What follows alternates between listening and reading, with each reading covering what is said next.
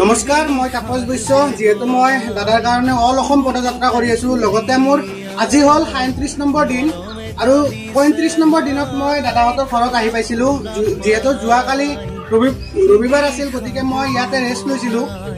গতিকে দুদিন হল দাদাহঁতৰ ঘৰত থকা বহুখিনি মানে কি ক'ম, নিজৰ ল'ৰাৰ নিচিনা আৰু নিজৰ ঘৰৰ নিচিনা আছো।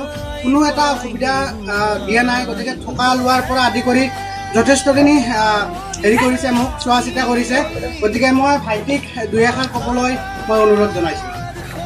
মানে অসম যাত্ৰা কৰিছে জুবিনদাৰ কাৰণে, ধৰক মানে আপোনালোকে যিমান পাৰে ছাপোৰ্ট কৰিব আৰু যদি জনা আমাৰ পৰা যদি কিবা অসুবিধা পাইছে আৰু দুটা জমা কৰিব।